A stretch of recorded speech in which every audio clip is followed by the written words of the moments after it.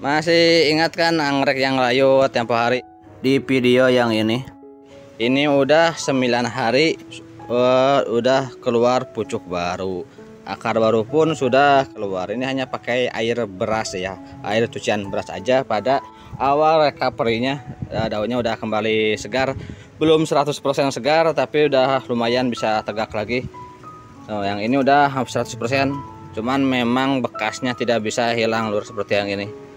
Ini ada bekas-bekas dehidrasinya udah hilang, cuman ada progres.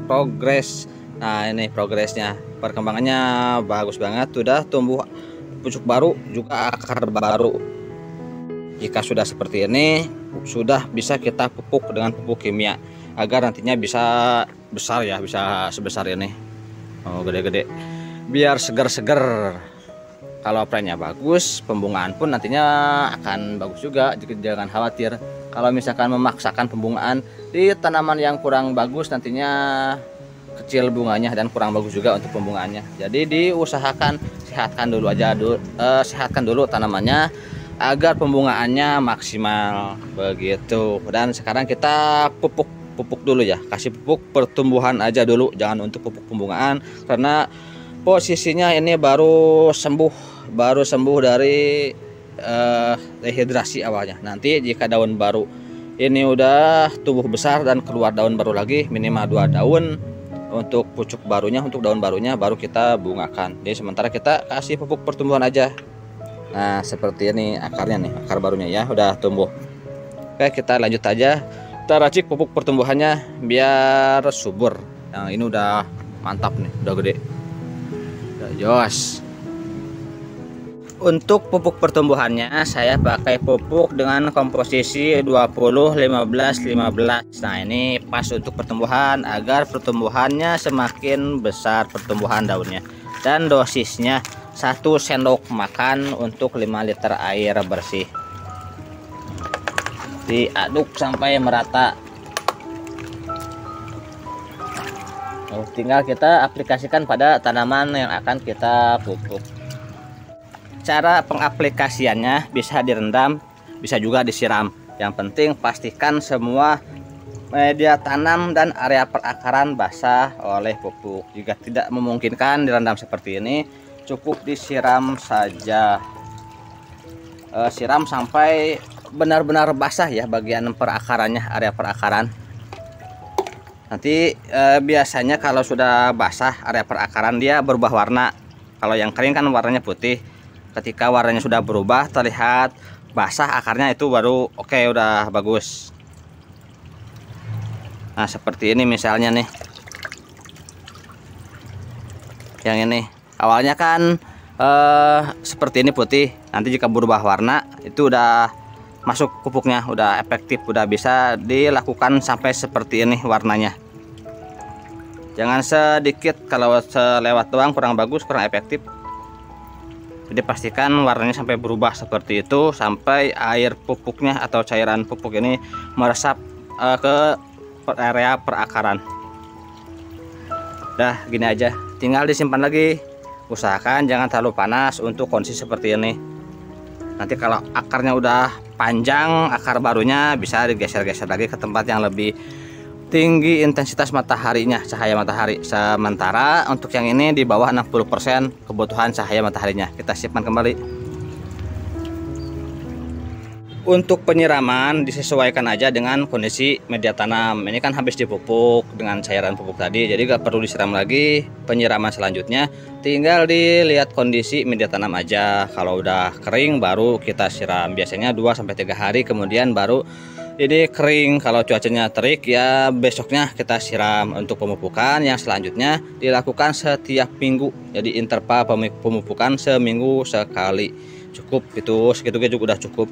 Yang udah bagus yang ini udah lumayan gede banget, ngelihat daunnya.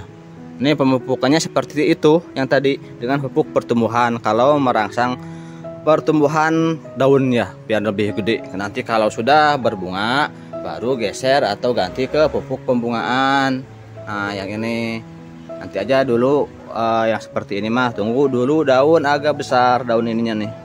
Kalau misalkan daun ini masih kecil, nantinya akan kecil banget ininya, daun ininya kasihan. Ditunggu agak besar dikit lagi baru dirangsang pembungaan. Dan jika kondisi seperti ini paling tidak 2 daun baru kita rangsang pembungaan. Jangan merangsang pembungaan ketika daun ini masih kecil atau baru ada 1 daun. Kasihan nanti akan terhambat pertumbuhannya. Minimalnya 2 daun baru setidaknya ya. Tapi kalau lebih banyak itu lebih bagus. Dibungakan di 12 daun itu lebih cakep. Ini baru berapa daun? Yang ini contohnya nih. Tuh 2, 3, 4, 5, 6, 7 baru 7 daun bisa dibungakan. Tapi sebaiknya jika pengen bunga yang mantap, yang bagus banget, dibungakan di daun ke-7 ke-12 atau ke-10 juga masih bagus, masih bisa. Dan minimalnya untuk anggrek bulan itu dibungakan di daun ke-5. Ketika sudah mempunyai 5 daun dibungakan itu bisa, kalau mau cepat-cepat membungakan. Kalau sudah banyak daunnya itu pembungaan akan maksimal nantinya. Yang ini udah beberapa kali berbunga, daunnya udah cukup banyak, pembungaannya pun lumayan. Ini ada cabang 1, bakal cabang 2. Oh, ntar saya turunin dulu ya, susah soalnya uploadnya. Nah yang ini kondisinya udah subur. Ini tipenya kecil ya, makanya segede gini, emang tipenya kecil. Perakarannya mantap, daunnya banyak, pembungaan pun mantap. Contohnya ini udah bercabang. Tuh, ini cabang 1. Ini bukan spek 1 ya, ini bercabang. Tuh cabang. Nanti dia panjang, tumbuh spek lagi atau knop-knop lagi dari sini. Ini 1, yang ini 2, ini bakal bercabang lagi. Yang ini juga 3. Nah, yang sama ini nih. Ada 3 cabang. Ini bakalnya bercabang juga, udah kelihatan panjang seperti ini. Kalau ini langsung knop sininya. Ini langsung bunga kalau yang atas ini. Jadi dalam 1 spek ada 3 cabang untuk yang ini. Ini karena pertama plannya sehat. Kalau tanaman sehat pasti pembungaan bagus, perakaran bagus, daun udah banyak. Juga 1 spek, speknya cuma 1. Jadi sih cadangan makanan unsur hara fokus ke spek yang ini semua. Jika yang double spek atau triple spek biasanya jarang yang seperti ini, jarang yang bercabang-cabang. Yang bercabang biasanya yang 1 spek. Jadi jika pingin plan panjang atau spek dengan yang panjang ukurannya, bisa dibikin 1 aja. Kalau udah 3, 4 dibuang sebagian, sisakan 1.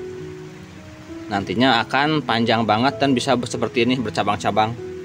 Kalau dipaksa pembungaan pada usia muda ini nantinya kurang bagus. Contohnya yang ini. Nah yang ini bekas dipaksa juga awalnya ya. Ini udah recovery lagi daun baru tuh 2, 3, 4. Nanti tunggu lagi 1 lagi, nungguin agak gede. Awalnya dia dibungakan di sini. Di daun ini daun terakhir waktu pembungaan. Makanya seperti ini kecil banget. Tuh, ukurannya jauh.